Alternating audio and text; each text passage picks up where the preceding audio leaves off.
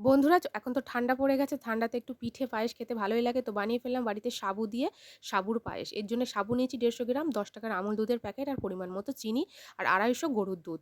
১ম এ সাবুটাকে ধুয়ে একটু জলে ভিজিয়ে রেখে দিয়েছি। যেহেতু বিকেলবেলা বানাবো তার জন্য সকালেই জল দিয়ে ভিজিয়ে রেখে দিয়েছি। তোমরা চাইলে যদি মনে করো তাড়াতাড়ি বানাতে চাও তাহলে গরম জলে ভিজিয়ে ১০ মিনিট পর তুলে নিলেই কিন্তু সাবু ভালোভাবেই গলে যাবে। মানে নরম হয়ে যাবে।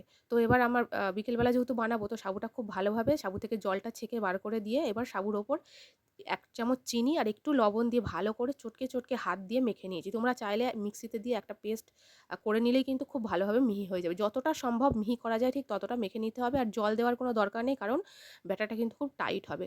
দেখছো তোমরা আমি হাতে একটু তেল মাখিয়ে নিয়ে এবার সেটাকে গোল, গোল বলের আকারে একদম ছোট, ছোট গুলির যে গুলিগুলো হয় সেরকম আকারে আমি শেপ দিয়ে নিয়েছি। এরকমভাবে আমার ২ থালা হয়ে গেছে।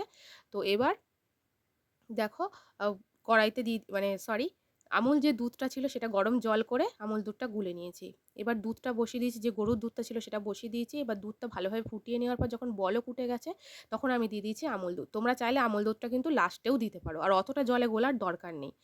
আর তো দেখো আরেকটা কথা, দুধ কিন্তু খুব ভালোভাবে ফুটিয়ে যখন গাঢ় হয়ে যাবে তখনই এই সাবুর এগুলো দেবে। নাহলে কিন্তু অনেকক্ষণ ফোটালে সাবুর বলগুলো কিন্তু খুব ভালোভাবে সিদ্ধ হয়ে গেলে ভেঙে যেতে পারে। তো তারপর পরিমাণ মতো চিনি দিয়ে খুব ভালোভাবে নাড়িয়ে যখন আঠালো ভাব এসে গেছে তখন নামিয়ে নিলেই কিন্তু রেডি হয়ে যাবে সাবুর পায়েস বা কাঁচের পায়েস। খেতে দারুণ লাগে, ঠান্ডা হলেই খেতে কিন্তু বেশি ভালো লাগে। তোমরা একবার রেসিপিটা ট্রাই করে দেখো, দারুণ লাগবে। চ্যানেলটা লাইক, শেয়ার, সাবস্ক্রাইব করতে কিন্তু একদম ভুলো না। টাটা।